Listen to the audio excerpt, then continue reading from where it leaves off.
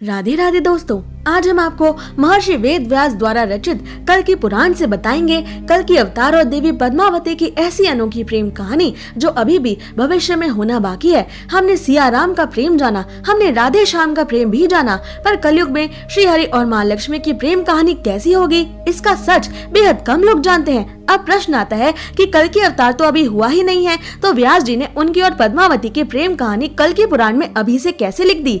तो इसके दो उत्तर हैं। पहला कि वेद व्यास श्री हरि के आंशिक अवतार हैं और उनके पास भूत भविष्य और वर्तमान में देखने की दृष्टि है, और दूसरा ये कि कलयुग में पहली बार कल्कि अवतार नहीं हो रहा है, अनंत बार ये ब्रह्मांड बनकर खत्म हुआ है, अनंत बार सृष्टि प्रलय के बाद फिर से बनी है, और सतयुग, त्रेता युग, द्वापर युग और कलयुग भी अनंत बार आ जा चुके हैं। हरि के हर अवतार अनंत बार हो चुके हैं, जिसमें उनकी लीलाएं एक जैसे ही रहती हैं, बस थोड़ी बहुत बातें बदल जाती हैं। यानी कल्कि अवतार पहले भी बहुत बार हो चुका है और दिव्य जगत के लोग पहले ही कल्कि भगवान और उनकी लीला को देख चुके हैं, जो इस बार के कलयुग में दोबारा वैसे ही होने वाली है, तो उनके लिए वो लीला लिख देना कोई बड़ी बात नहीं। तो आइए अब जानते हैं कैसी होगी कल्कि और पद्मावती जी की प्रेम कहानी, और क्या रहस्यमय वरदान मिला हुआ है देवी पद्मावती को भगवान शिव से, जो बनेगा पद्मावती और कल्कि जी के मिलन का कारण। दोस्तों, जब भगवान कल्कि संबल ग्राम में प्रकट होकर भगवान परशुराम से अस्त्र शस्त्र की विद्या पूरी करके 64 कलाओं में प्रवीण हो जाएंगे, कल्कि पुराण बताता है कि तब भगवान कल्कि परशुराम जी के आज्ञा पर शिव जी की तपस्या करना शुरू कर देंगे। भगवान कल्कि की तपस्या से प्रसन्न होकर शिव जी माँ आदिशक्ति के संग कल्कि प्रभु के सामने प्रकट हुए और कल्कि प्रभु को देवदत्त नाम का घोड़ा और शुक नाम का एक तोता दिया। ये दोनों ही अद्भुत हैं। देवदत्त गरुड़ का स्वरूप है, ये कोई भी रूप या आकार ले सकते हैं, वही शुक तोता भूत भविष्य वर्तमान सभी कुछ देख और बता सकते हैं। इसके बाद भगवान शिव ने कल्कि प्रभु को एक तलवार भेंट की जो पूरी पृथ्वी का भार उठाने में सक्षम है। इस तलवार को पाकर प्रभु कल्कि उसी क्षण त्रिलोक स्वामी बन गए। देवदत्त शुक और तलवार को शिव जी से लेने के बाद भगवान कल्कि देवदत्त की प्रथम सवारी करते हैं और अपने दिव्य गांव संबला को पहुंचते हैं। एक समय की बात है, शुक भगवान कल्कि के पास पहुंचे और उन्हें सिंघल द्वीप के बारे में बताया। सिंघल द्वीप एक ऐसा द्वीप है जो विशाल समुद्र के बीच में मणि के समान विराजमान है। इस द्वीप पर बृहदत्त नाम के एक प्रतापी और धर्मपरायण राजा का राज्य है। उनकी एक अच्छे लक्षणों वाली पुत्री भी है जो लक्ष्मी देवी के समान प्रतीत होती है। उन देवी का नाम पद्मा है। वो सदा अपनी सखियों संग प्रभु महादेव और देवी आदिशक्ति की भक्ति में लीन रहती हैं। भगवान के चिदानंद स्वरूप का मंत्रोच्चारण आदि से वो ध्यान करती हैं। उन देवी के जैसा सौंदर्य पूरे ब्रह्मांड में कहीं नहीं। यानी वो शुक ही हैं जिन्होंने कलयुग में श्री हरि और माँ लक्ष्मी से मिलने का काम किया था। फिर एक समय ऐसा भी आया जब सिंघल देश के राजा और माँ पद्मावती के पिता राजा बृहदत्त ने निश्चय किया कि वो अपनी पुत्री पद्मा के लिए संसार में सबसे सुयोग्य वर ढूंढेंगे। पर ये इतना आसान काम नहीं था, क्योंकि देवी पद्मा से जुड़ा था एक रहस्यमय वरदान। वो वरदान जो माँ पद्मा का रक्षक भी था और समाज के बाकी बुरे पुरुषों का काल भी था।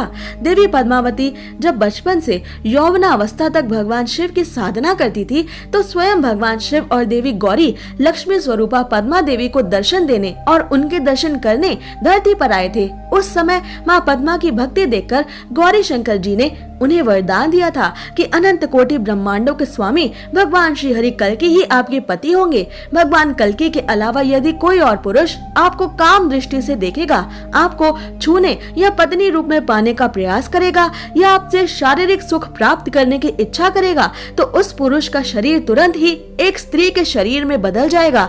चाहे उस पुरुष का पद, प्रतिष्ठा, तपस्या, साधना, सिद्धियाँ, आयु कुछ भी क्यों ना हो, वो निश्चित ही एक कोमल स्त्री बन जाएगा। माँ पद्मा को मिले इस वरदान का पता उनके पिता बृहदत्त को भी है। इसलिए देवी पद्मा के सामने किसी पुरुष को लाना या उनके लिए कोई वर ढूंढना अब और मुश्किल था। भविष्यवाणी कहती है कि पद्मा देवी को लेने कल्कि आएंगे, पर बृहदत्त स्वयं को इतना धन्य नहीं मानते कि उनकी पुत्री को लेने साक्षात हरि धरती पर आए। इसलिए वो वर ढूंढने का अपना कर्तव्य अपनी ओर से पूरी तरह निभा रहे हैं।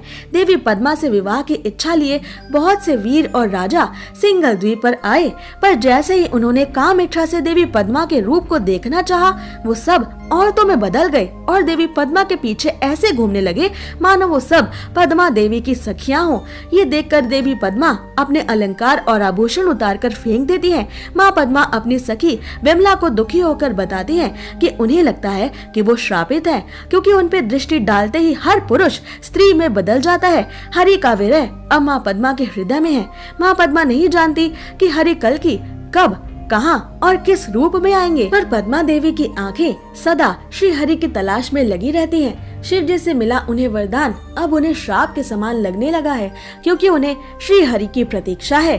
तभी देवी पद्मा के पास एक तोता आता है। ये तोता और कोई नहीं, साक्षात कल्कि के तोते शुक हैं। शुक माँ पद्मावती से कहते हैं कि आपके आदर्श पति परमेश्वर को मैं जानता हूँ। वो कमल से नेत्रों वाले और विशाल भुजाओं वाले हैं। उन्हें देखते ही मालूम होता है कि वही त्रिलोक स्वामी महाविष्णु हरि हैं। कल्कि भगवान का ये वर्णन भरी आंखों से सुनते हुए देवी पद्मावती ने शुक से प्रार्थना की कि वो जितना जल्दी हो सके भगवान कल्कि को सिंगला द्वीप में ले आए। माँ पद्मा का ये आदेश शुक ने वापस जाकर भगवान कल्कि को बताया। महालक्ष्मी जी की प्रेम पुकार पाकर श्री कल्कि भगवान देवदत्त पर सवार होकर सिंगल द्वीप पहुँचे और एक झील के किनारे कदम्ब के पेड़ का सहारा लिए आंखें मूंदे देवी पद्मा का ध्यान करते हुए प्रभु कल्कि सो गए। उधर शुक ने माँ पद्मा को बताया कि उनके प्राण प्यारे प्रीतम झील के किनारे उनकी प्रतीक्षा में है। ये सुनते ही माँ पद्मा झील में जल विहार करने के बहाने अपनी सखियों के संग उत्साह से भगवान कल्कि से मिलने दौड़ी। झील पर पहुंचकर पहले माँ पद्मा ने सखियों संग स्नान किया, वस्त्र आभूषण धारण किए और तभी उनकी दृष्टि एक कदम्ब के पेड़ पर टिक गई, जिसके नीचे कमल जैसी आंखों वाले पीले वस्त्रों से सजे हुए और अद्भुत सौंदर्य वाले मनमोहना श्याम सुंदर श्री कल्कि होठों पर मधुर मुस्कान लिए सो रहे थे। देवी पद्मा के आने की सूचना देने के लिए शुक ने प्रभु को जगाना चाहा, पर माँ पद्मा ने मना कर दिया। उनके दिल में एक डर था, प्रेम का डर, कि कहीं ये हरि ना हुए तो पद्मा देवी पर दृष्टि डालते ही ये भी स्त्री ना बन जाए। पर पद्मा देवी के हृदय ने उन्हें पहले ही बता दिया था कि इनके अलावा और कोई हरि हो ही नहीं सकता। तभी भगवान श्याम सुंदर श्री कल्कि ने अपने नेत्र खोले और माँ पद्मा की तरफ देखा। प्रेम का ये क्षण सीता राम, राधे श्याम, श्री रुक्मिणी श्याम के पहले मिलन के जैसा था।